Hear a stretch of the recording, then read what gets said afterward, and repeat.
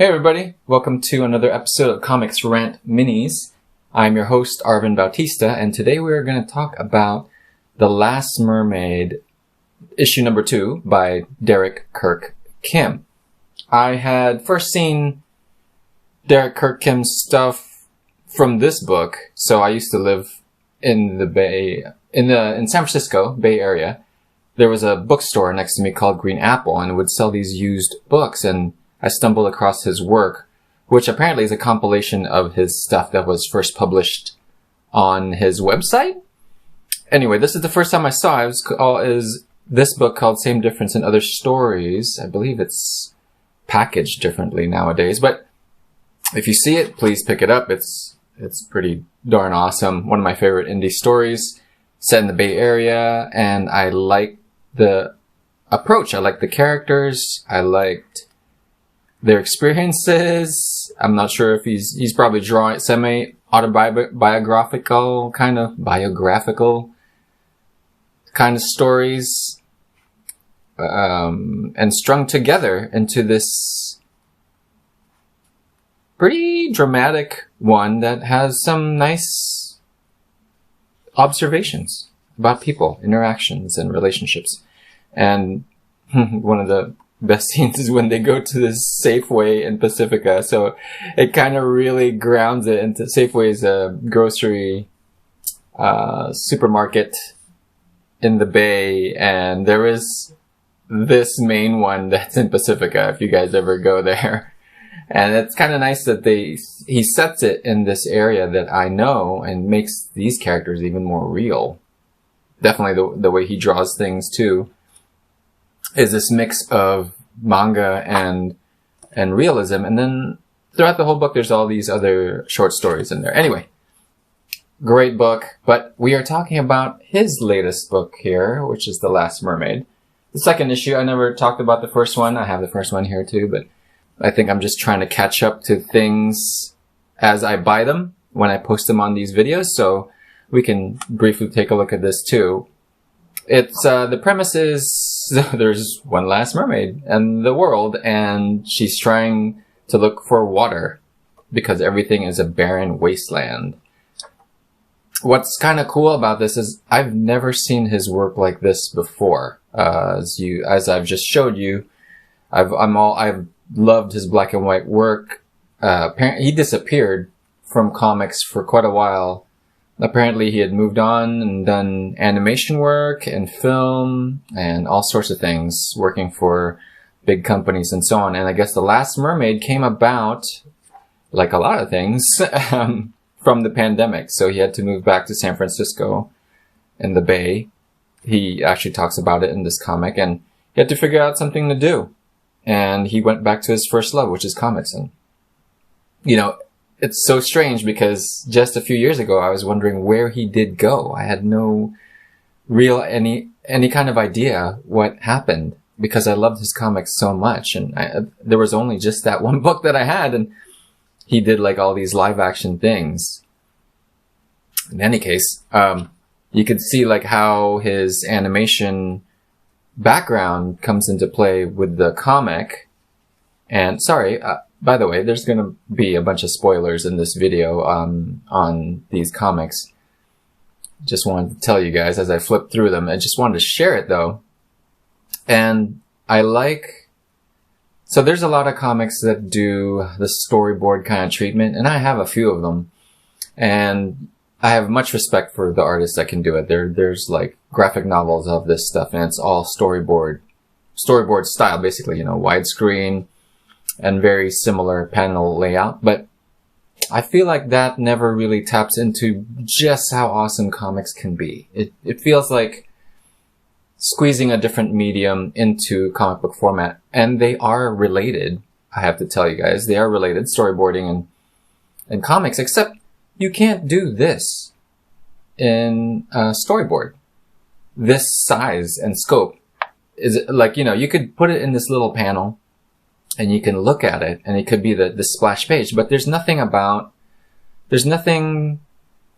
in storyboards that can pull off a page turn, because it's not what it's made for. Storyboards are made for a single screen, whereas comics are sequential. So even the sequence of going from something like this, which is small, to this is a big difference. And it's awesome. Plus, I know this is probably going to get compiled and, or made into a graphic novel with nice binding and all that stuff. But there's something about staples and a double page spread that I love, because in graphic novels, sometimes they're bound and they're kind of going to be like, you know, you're not going to be able to see it all the way through. But with comic books, you can really spread it out and really take in the whole image. It's just a little nitpick of mine with compilations. But so one of the cool things about this, just from the get-go here, so when I was talking about storyboards, is while that is prevalent in the comic, because that is what Derek Kirk Kim has been doing all these years, he still knows the power of sequential art and bleeding something like this into panels. And even this extra wide screen, I guess you could say, definitely relates differently. It's almost like your focus is being put onto this one object here, where it's starting from a wide shot, quote unquote, right? But it's bleeding into this panel, and kind of cool. You can kind of see it. There's still a line here. I can try to get it a little close here, but there's still a line here of the panel, right? But the sand is blowing into it, which adds all sorts of extra atmosphere into the way that this is composed, right? Like a environmental setup of like just what this feels like, where the sand is so much and it's blowing around so much that it's actually seeping into this page. But at the same time, it's also getting crisp from the panel border. So now the sandstorm is calming down and going away. Cool stuff, right? Minor things, but just super cool. You can't really quite show that in a couple of storyboards, right? Unless you film those sequences and showed you just like, okay, sandstorm is calming down. But again, so storyboard style. Ooh, got all wet. I think I'm drooling over this book. I love the way this book looks, by the way. Let me just get that out of the way. And it's just gorgeous. It's just, his work just looks so great. I haven't seen him do, I guess it's like I'm going from seeing his stuff 10 years ago to now. So yeah, giant difference. He has definitely upped his game. He was already pretty awesome back then. But here we go, like splash panels. The way that these stories in these issues are told, it breathes a lot. So there's, if you think about it, you could say there's not a lot of things going on, but there's a lot of atmosphere being laid down, character work happening just in the moments of silence, and even just how vast some of these things are. Very cool stuff. He will utilize a bleed when he needs to kind of make him breathe, make a lot of these things breathe. And the rendering style that he chooses is just great. It looks so great that I'm like, is he going to be able to keep this up for however many issues he's planning to have? I hope so. I'm in. I have this on my pull list. Anyway, so this is the first one. So now the second one is this one. It's fantastic drawing of this oxalato, which my kids have taught me is the name of this thing. They really like this cover. They said, is that like a real photo? Which is a testament to his draftsmanship. Nice color choices. Very simple palette, but very nice. And I like how he can still get tight even though it's, even though it's like this painterly, digitally painted process. But, you know, there's still very definite lines, very controlled lines, just like his early work. But he can also go brushy on it. And it's a nice mix, I think. The hard edge and the softer color application. Lots of gradients. There are also a lot of darks, which if I found when I was reading this in a darker lit room, it was a little hard to see. So, but right now it's broad daylight, and that's usually the best time just natural daylight is when I like reading comic books, because I can really see everything. No matter how strong of a spotlight I have in my rooms, the color, I can really take in the color of a lot of today's comic books easier in just natural daylight. So like there's a lot of dark colors here. I'm not sure if the camera is picking it up, but you can kind of see. And he plays around with a lot of that. It is an interesting look because the contrast is still there. Very high contrast, but there's a lot of gradient. Oh, here you go. The double page spread, very cool. Darkness, it's all just set up, right? Atmosphere. There's a lot of atmosphere being thrown around in this book, and I really just eat it up. They are, let's see, there's a price here. $4 book? $3.99? $3.99 book for...